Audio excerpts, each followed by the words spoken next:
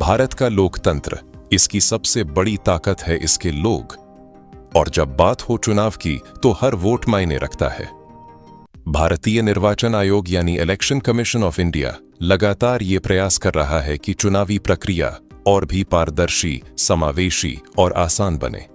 इसी दिशा में election commission of India ने एक शानदार कदम उठाया है और 18 नई पहलें की हैं जो लोकतंत्र को और मजबूती देने का काम कर रही हैं। 1. अब हर मतदान केंद्र पर अधिकतम 1200 मतदाता ही होंगे, जिससे मतदान अधिक सुविधाजनक और व्यवस्थित होगा। 2.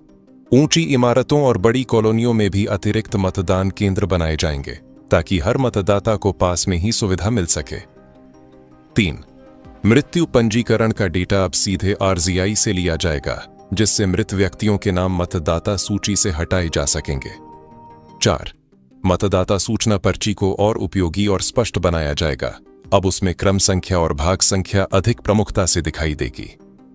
5. देश भर में 4719 सर्वदलीय बैठकें आयोजित की गईं, जिसमें 28,000 से अधिक राजनीतिक प्रतिनिधियों ने भाग लिया। 6. चुनाव आयोग ने प्रमुख राष्ट्रीय और राज्य स्तरीय राजनीतिक दलों के नेताओं से सीधे संवाद किया।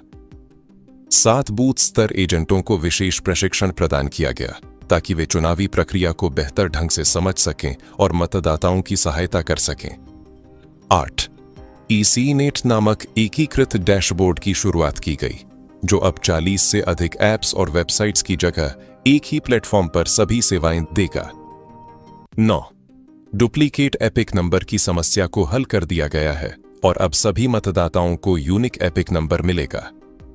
10. चुनाव प्रक्रिया में जुड़े 28 मुख्य हितधारकों की पहचान की गई है, जिनमें मतदाता, चुनाव अधिकारी, राजनीतिक दल, उम्मीदवार और अन्य शामिल हैं। 11. इन हितधारकों के लिए विशेष प्रशिक्षण प्रस्तुतियां तैयार की जा रही हैं, जो कानूनों, नियमों और आयोग के निर्देशों पर आधारित हैं। 12. अब सभी बूथ लेवल ऑफिसर BLO को मानक फोटो पहचान पत्र दिया जाएगा, जिससे उनकी पहचान और कार्यक्षमता बेहतर होगी। 13. अब तक 3000 से अधिक BLO सुपरवाइजरों को दिल्ली स्थित IIDM संस्थान में प्रशिक्षण दिया जा चुका है। अगले कुछ वर्षों में 1 लाख से अधिक BLO सुपरवाइजरों को प्रशिक्षण देने की योजना है। 15.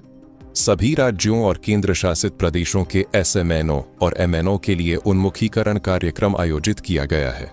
16. बिहार राज्य के पुलिस अधिकारियों के लिए विशेष प्रशिक्षण सत्र भी आयोजित किए गए हैं। 17. निर्वाचन आयोग में अब बायोमेट्रिक उपस्थिति प्रणाली लागू की गई है, जिससे कर्मचारियों की उपस्थिति में पारदर्शिता आएगी। 18. को पूरी तरह डिजिटल बनाने के लिए E-ऑफिस प्रणाली शुरू करती है। ये 18 पहलें सिर्फ सुधार नहीं, बल्कि भारत के लोकतंत्र को और मजबूत करने का संकल्प है। भारतीय निर्वाचन आयोग के साथ मिलकर आइए हम सब मिलकर बनाएं चुनाव को सशक्त, सरल और समावेशी।